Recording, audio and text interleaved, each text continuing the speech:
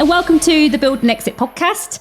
I'm Julie Wilkinson, and I'm the owner and founder of Wilkinson Accounting Solutions. I started the podcast off the back of the work we do in my company because I found there was a lot of SME business owners that were struggling to understand financial statements and were quite behind in exit planning in the UK. So I'm very excited today because this is our first ever three-way podcast with my lovely ladies, Judith Hamilton and Christine Nicholson. We're going to focus, so we're all quite finance orientated, which we'll go into. And what we're going to look at today is what is corporate governance and how can business owners implement it to help with a structured exit plan. So just some top levels about my guest. So Christine is an multi-award winner, exit planner. She's worked on over 100 exits and everywhere ranging from 500,000 turnover to about 500 million. So lots of experience. And Judith, well, she has sort of two trades. She's a financial consultant for SME businesses, typically between 500 million and 10 million, and focuses around the financial elements and corporate governance. And recently she has started, which I've had the pleasure of going to some of the networking, so I can vouch for it, grow her business, which is to support female-led business owners. Am I right, Judith? Is it female? Yeah, female-led business owners in their startup and business journey. So I'm really excited to have them on the show.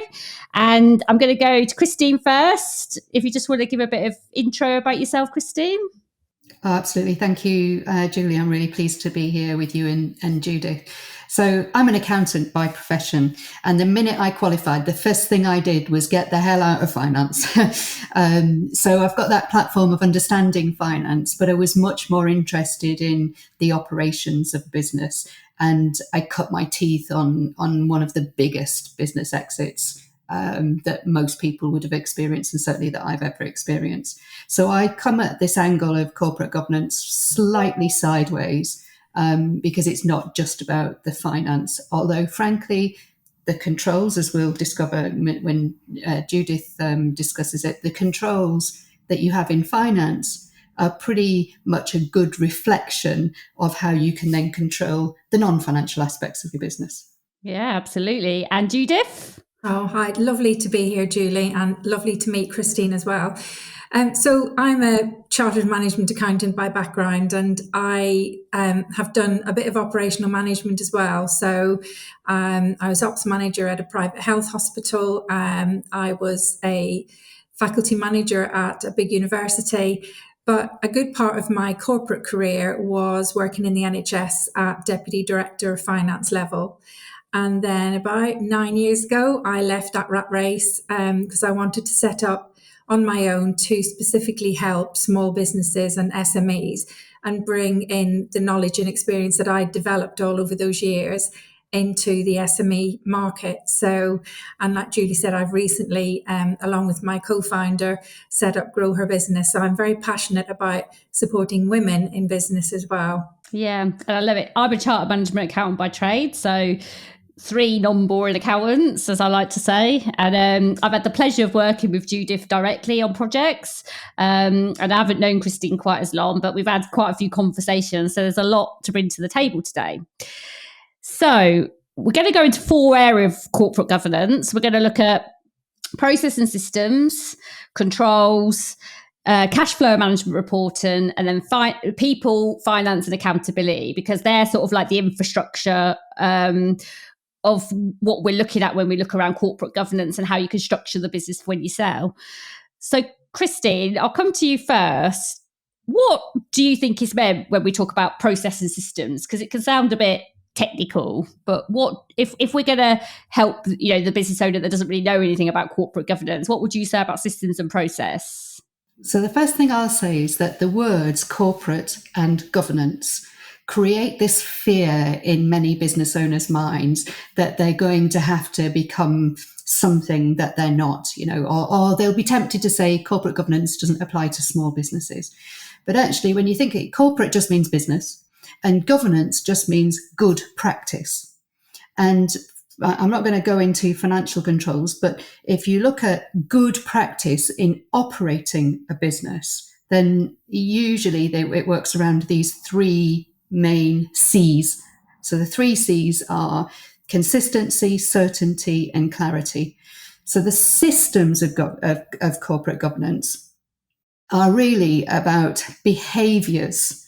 So there are, systems can be technology, and I'm not talking about the technological aspects of governance. I'm talking about behaviors. If we stick with the 3 C's, then if you've got consistent behavior that's at the right levels, so corporate governance is usually a strategic approach, then what you're doing is you're asking for yourself as the owner and the rest of your team to behave in a consistent way, set around some clear outcomes that lead to a certain, clear goals that lead to certain outcomes.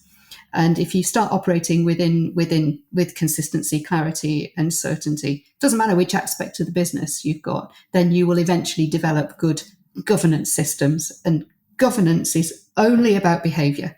That's ultimately all that it is behavior that is consistent with the key roles of being a business owner. And one of those key roles is staying legal. So staying legal financially, paying your taxes, reporting your accounts, etc., or can be including risk management, health and safety, any other regulatory element that's physically within your business. So the systems can be very simple. So the approach, the behaviors can be very simple, or they can be very complex depending on the needs of your business.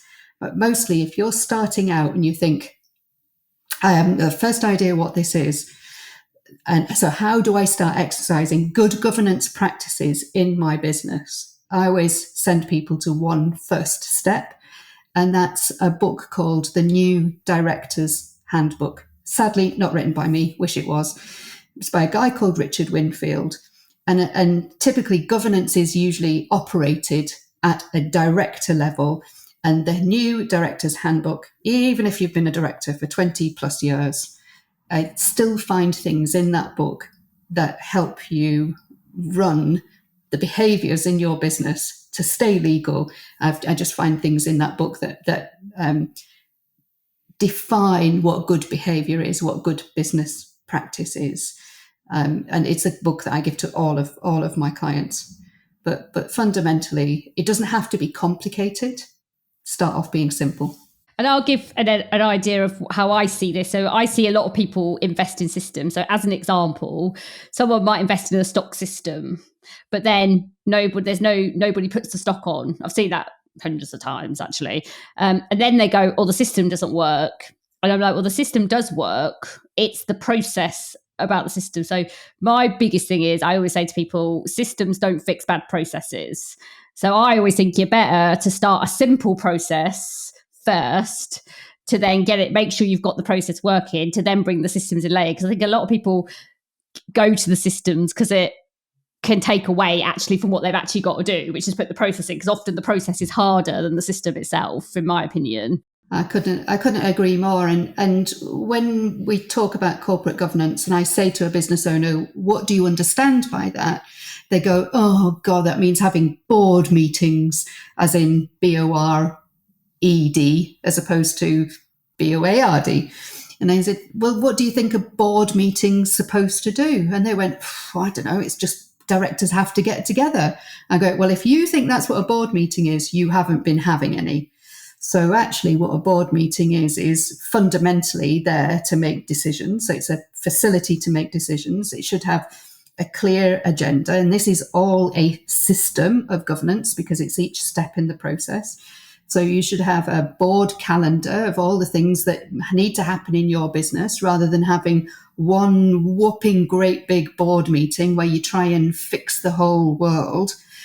Spread these things out across a calendar so that you can actually fundamentally make a difference in your business, rather than spending 3 minutes chatting about something and kicking the problem down the road. So for me, systems of governance are effective. If you haven't got a system, then it doesn't matter how much you talk about governance, which is ultimately about how you control a business. If you haven't got the system, you're effectively not in control. And it's really as simple as that. Yeah. And I think the basis of controls and governance is really to minimise the risk of error and fraud. in mind, because so you're putting things in place to stop the risk of people making errors, because obviously people make mistakes. So you systemize as much as you can to stop the mistakes. And I suppose worst case scenario is fraud, because I have seen it in companies where people have committed fraud, like small payments here and there, like stealing, and people don't find out because they don't have the, and I suppose I think the reason small businesses don't always see it is because they think, oh, it's just me. But I think, when does the time come where you've got a duty of care to your stakeholders, to your employees and things? Because you're always, sometimes it can be small things and it might not cause a big problem, but I suppose you're doing it because you've got to manage the level of risk. Like, what is your biggest risk, and are you actually going to manage it? What would happen if it happened? And that's really, I think, why you implement it, isn't it? So that you eventually get to the point where you've got enough controls and system processes so it can reduce the risk as much as possible on the business as a whole. I always like to think of corporate governance as checks and balances. And the balance is the controls. So, well, actually, the checks are the controls. So the separation of duties is a check. The process is actually the control. And it isn't just in finance either. It's literally every department is covered by this. And it still boils down to human behaviour. Still boils down to behaviour. And that's an interesting topic, because then we're going to come to Judith, because we're going to have a look actually at the control. So we've got the process and systems. What do you see as the control side of things, Judith? So when you work with people, what do you think the key things are around controls for people? So I think the controls are the embeddedness of them will come on to when we talk about people, but I think it's about people being clear about their roles, their responsibilities, what they're able to do, what they're not able to do, so what they need to escalate to their manager or director.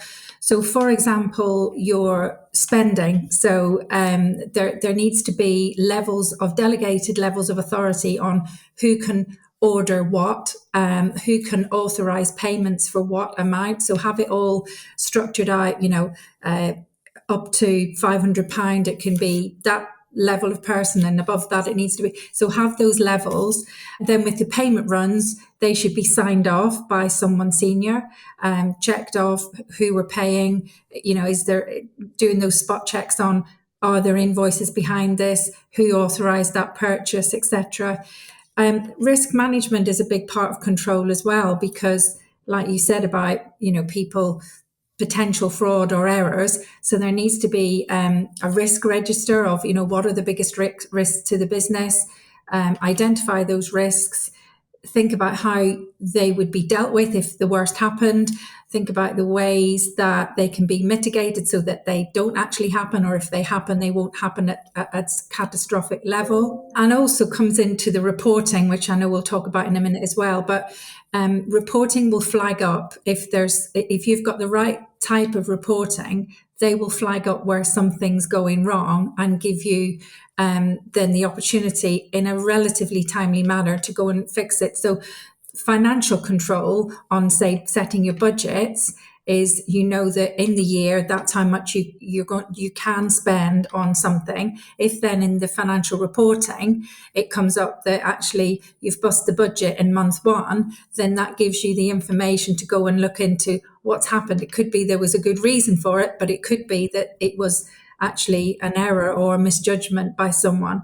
And that gives you the opportunity then to go and fix it relatively quickly. So I think, in terms of, for me, the control starts with having the right people trained up to the level they need to be trained at. They're clear on what their responsibilities are. There's reporting lines in place. They're clear on when they need to escalate something, or when it's within their authority to sign something off. And then controlling that money through good budget setting and good processes, using the accounting software and all the things that are at your fingertips that will throw up if something's gone a bit wrong. Yeah, and I think for me, one of the reasons it's good for business owners to start implementing these controls is because it can also relieve I find the biggest problem for business owners is they can't trust to relieve the tasks, because they think if I relieve the task, it's going to go wrong, and it will go wrong or potentially could go wrong if you don't have the control. So, there's some pretty big, so as an example, I use a couple of things. For example, supplier changing details. This has happened to small businesses I know of relatively large values and big businesses. So the big one's a big airline.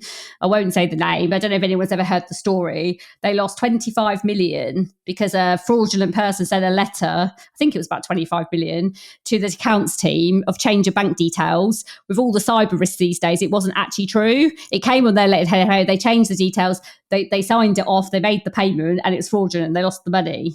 But I've seen that happen on smaller cases. I remember when I used to work in corporate, in 1 year, I think we got 15 fraudulent letters. So a good control for that is when you get the letter, you phone back that supplier from the system number to verify the details, or WhatsApp or whatever these days, what you've got to verify the details, because that just checks. And some people will go, oh, my business wouldn't happen.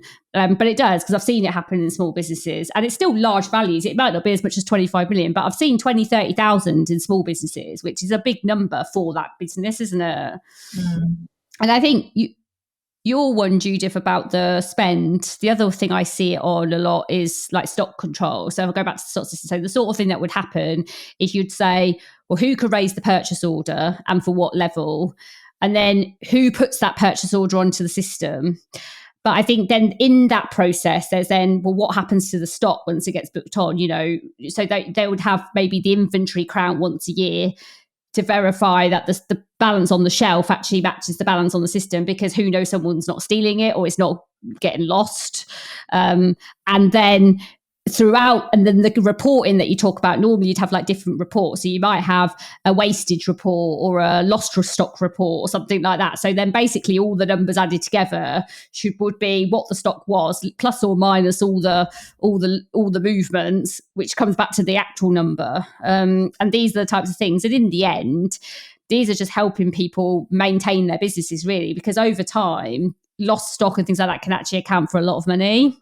So we're basically saying we've got the process and systems, which is the 3 C's, as Christine said, and then going into the controls, which is then making sure that within those processes, you have the right level of control for the right person to conduct something, so that I suppose the owner can just eventually feel, I can relieve that task. I think the other thing I would add in, which is maybe it's a bit softer, but it's the culture that is in the organisation as well, where staff feel that they can flag up if they've made a mistake or they've spotted something. It's that they're not going to get really told off. It's that they feel, gosh, actually, I've messed up there, or they've spotted something that maybe a colleague has done. It's that culture of being able to be open, and you won't be hung out to dry on it. Because I've worked in many places where people are frightened to speak. So I think a big part of control is about the culture you have in the organisation as well. Yeah, and although, it sounds quite scary because you're saying it's quite a negative thing, stop error and fraud, but I think the biggest thing is just to bring people into the process. Ultimately, most of these would start with budgets. If you went back to the stock example, you'd probably be bringing in your warehouse managers or your stock managers or whoever it is, your operations manager or whatever, and saying, okay, what's our average wastage? And you'd be working together to go, okay, we want to only have a 3% wastage this year. That's the purpose of it. The purpose of it is to say, how can I run my business effectively? But to do that, I suppose you have to have these, this information and reporting, and people have to be able to report that honestly, like you say, Judith, so that they're not then felt like they're going to get told off, but then come up with solutions that are going to stop the problem, because it's a bit of a work in progress, isn't it? So, Absolutely. So then, we then start to look at, so we've sort of come into reporting, but I suppose cash flow management reporting is a really big thing, because ultimately in the end, it's the information that people get that will, help them make the decision. So, Christy, when you are working with these people on exit planning, what sort of information are you helping them, or do you recommend them to bring in place to help them with the governance? So it all starts with actually just having a basic understanding of your business model and your business numbers. If you can do ABC, you can do 1, 2, 3. I hear many business owners go, oh, I don't do numbers, I'm number blind. Rubbish. If you can read and write, you can count. And it's just a matter of a mental attitude around language. So I'm going to use an example, a story as an example. One of the biggest exits that I ever did was with a client that when I went in on the first day to start supporting them, they hadn't had management accounts for months. So they didn't actually know what their numbers were. They were literally running their business from the bank account. And it just so happened that they were robbing Peter to pay Paul at any one point. They had no idea what their assets and liabilities were. And the accountant, again, coming back to the blame culture, the accountant that had been there before I stepped in was terrified of giving bad news. So when he started to get more bills in than he could pay, he hid them in a drawer.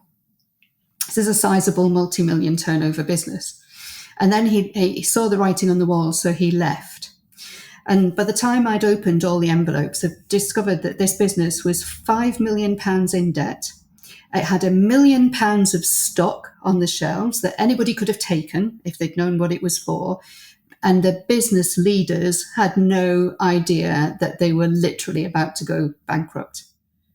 And all for not having some basic processes in place. And all for taking no account of any number other than what was currently in the bank account. Obviously, we corrected that situation, and we had a quite significant exit within 18 months. So it was a good turnaround, but it took a lot of effort. And the first effort was understanding exactly what numbers they were. So first of all, I always say cash is king. That's the thing that's going to trip your business up. Understand your cash flow. Look at where you spent the money last month, forecast how you're going to spend it for at least, for me, for the next 12 months. Some people find that a bit aggressive, but I mean, at least for the next 3 months. And typically in more detail for the next 12 months. So if you're going to start from nothing, start from that, because then you'll start recognizing the difference between cash and profit. Profit is a measurement between two periods of time. Cash is over a period of time. It's a timing difference. And then you'll actually start. So once you can understand that your P&L and your cash profile, your cash positive cash flow is the word I'm trying to think of. Then you can start understanding your balance sheet, because nothing makes anybody's eyes glaze over if they don't understand their numbers. Then you start talking about balance sheet. And when you think about it, your balance sheet is one of the key financial controls that you have, because it'll either go into the balance sheet or it'll go into the P&L. And wherever your trading is going, it will stick out like a sore thumb if you go and investigate it. So going back to Judith's point, if you have budgets and you have those controls in place, then start measuring your performance against that. Because what's the point in having a business plan if you're not actually going to record your performance against it? And if you've never done this before, then it's going to feel a bit clunky and a bit difficult. But you've got to start somewhere, because we all started riding a bike and most of us started with stabilizers. But I'm pretty sure that most people in their 40s are not riding a bike with their stabilizers on, because they just get on and do it. They've forgotten about, scrape your knees. So you've got to start somewhere, and remember, everything that you start that's new is always going to be hard. But don't let that frighten you, because the more practice you do, the easier it's going to get. And for exit and exit planning, buyers want to see that you can effectively forecast your business performance. If I do this, this is going to happen. If they can see that, they will view your business with lower levels of risk. And probably get higher multiples as well. And they sell it. And I think one of the problems because obviously I speak to hundreds of business owners through the acquisition of this podcast. And I think the problem that I find is most people don't really look at it until there's a problem. So in your scenario, Christine, that happened and they had to deal with it. You don't tend to know something until that doesn't happen to me. Well, actually, I mean, I would say I probably have seen about 100 balance sheets a month on average. And I would say 95% don't reconcile. And there's always a minimum of 10% risk, because normally, unfortunately, it's the negatives that aren't happening. It's the costs that aren't forecasted right. And it's not just big businesses. I remember once we looked at a small business, and they were about 150,000 profit over 3 years. It's about 50,000. It was quite a small business. It was only a couple of $100,000 a year. So not a multi-million business. And I think we were around year 4, going into year 4, and we looked at the credit cards, and there was £160,000 of credit card costs that hadn't gone through. So just imagine 3 years profit gone, just because. And they were still like, oh, I make money. And I think because stock and retail can be quite difficult, because averagely, especially if you're launching products, you don't make any cash profit until probably, I think, on average about product 3, especially if you're ordering from China. But I mean, it just hadn't, all the costs were, all the products were being ordered on the credit card, and they just hadn't put it through. And they probably could have turned their business around to make it profitable if they had known that.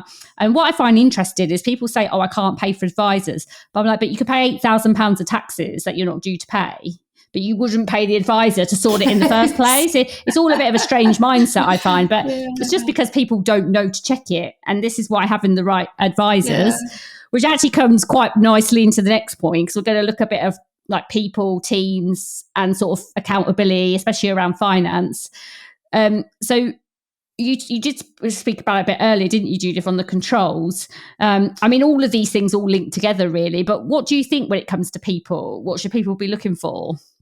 Well, the foundation of it all is mapping out absolutely all of the tasks and responsibilities that the finance function need to cover, and then setting a team structure and reporting lines that cover all of those key tasks and responsibilities, and have the delegated authority and the management levels that are appropriate for that business. Not all businesses need, say, for example, a deputy finance director. It might go from a finance director down to 1 or 2 finance managers. So it's looking at what level of staff is needed for the organization in question. But the first thing is get all of the tasks out. And I like using Post-it notes and getting either on a wall or on A3 pieces of paper, and then structure them into individual roles. And then from that, look at what qualifications and level of experience is needed. If you're starting from scratch and you're recruiting a brand new team, that's usually an easier way to go about it. But usually you've got staff already in place. But you start off as if you were starting with a blank piece of paper. Make sure you've got all the tasks and responsibilities covered. You get them into individual roles. You look at what would an ideal candidate look like for those roles. What level of experience and qualifications do they need? And then it's either recruiting from new into those roles, or looking at people you've got and getting people into the role that suits them best, and looking for the training and development gaps that are there and having those addressed. Retaining good staff. So, and it's not always about the money. Obviously, people want a level of income, obviously, but research is out there that people look for a lot more. They're not always money driven. So it's things like the culture that you're working in, can they work from home? And of course, there's a lot of that goes on now. So what flexibility is there? What other benefits are there? Maybe there's, some shares or profit share or other things that they can get. So it's starting off with what are all the things we need to cover in the team? What would roles look like, and then getting the right people in and then keeping them. You're going to lose some people along the way. That's just the way it goes. But if you can try and keep as many good staff as you can, and look at what opportunities there are for them to progress in the organisation as well.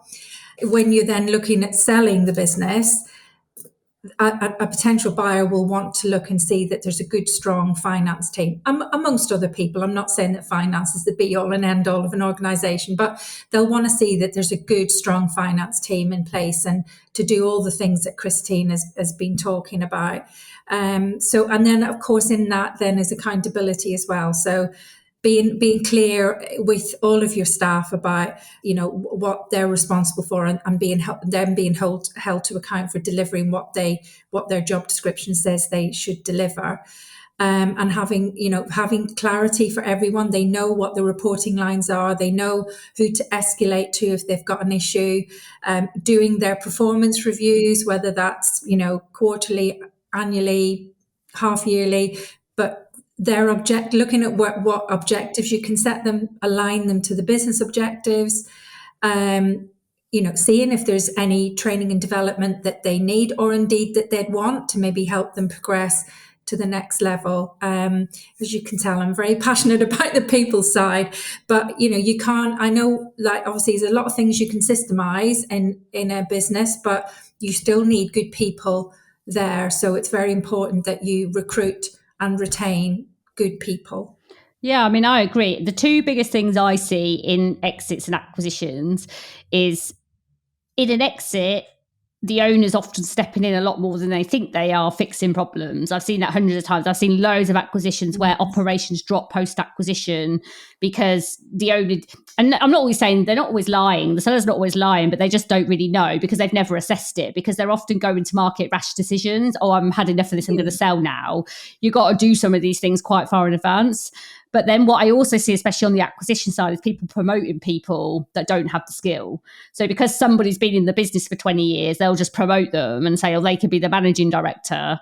But what if they don't have the skill to be the managing director? It's quite hard for an SME business to have all the right people in the first place. So the skill that those people need is really important.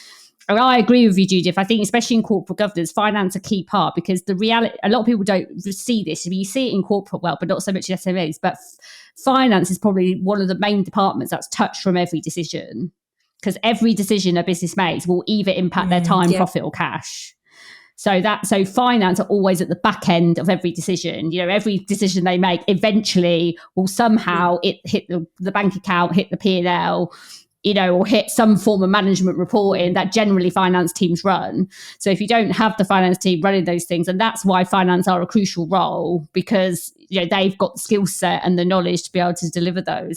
That's why finance. But you are right. Other skills in the company is really important as well, because when you come to do the stock process, as an example, you would have the finance team would be guiding probably the controls, but you'd be working with the people managing the stock to talk about the realities of their systems, their business size. And if you haven't got a system to do a check, then you get the next best thing, which is some form of manual control, but at least it's some control, isn't it? Some control is better than no control. So no, it's been a really good episode, because I think corporate governance can be quite a boring subject. I think a lot of people, I don't even think they know what it is. So I'm hoping we've explained it. No one knows what it is really, apart from in corporate world. So I think we've explained it quite well, because ultimately all we're saying is a business has a duty of care, and they want to their stakeholders, but also themselves. They're investing their time and money. They don't want to grow this business to find out 5 years down the line they're bankrupt, or they've made no profit because it's wiped out because of the credit cards. And it happens time and time again. And I think it's just a reminder to people that don't just wait until it goes wrong. I mean, ultimately, if you put these things in at the beginning, you don't feel the pain. So you maybe don't know you've done it. But that's the better way to be, is not knowing you've done it, than get to a pain point and suddenly realise, oh my God, I've got 2 years worth of work to do here to fix it. Because we've gone into businesses after acquisition and they spent £100,000 probably fixing problems that they potentially should have picked up in due diligence, or because they scraped over due diligence when they tried to do it. Yeah, and personally, I think it should be changed to business governance, not corporate governance. Yes. I think the word corporate puts people off. They think, oh, well, I'm not a corporate. So I think it should be called business governance. Right, well, that's going to be the title. That's going to be, that will be the title. Business governance. I completely agree with you. And there's some key things. The people who got you to where you are now are not necessarily the people who will take you forward. So select them carefully. The other thing is that most of these things are not rocket science, but because we dress them up in fancy language, they appear more complex than they really are. And just focus on some of the key basics, and remember, prevention is cheaper than cure. But of course, that's an invisible cost. And it's seen as a cost when actually it's an upfront investment on the future value of your business. Well, have you got any final words, Judith? No, it was a really interesting chat. Yeah. And I came up with business governance just while we were on here. Yeah, very it clever. Just appeared. I like it. It could be the new word. Yeah. So, yeah. Oh, well, thanks. I'm going to patent it right here, right now. Yeah. Oh, well, thanks, ladies. It was a great chat. Our first ever three-way. So, yeah, very good. And I just want to thank all the listeners. We've done so many episodes now. We've reached well over 4,000 downloads to date with many more streamers. And actually, I have an exciting sponsor coming on board soon. So that's quite exciting. Yay. So if you like our channel, hit the subscribe button and I'll see you again soon.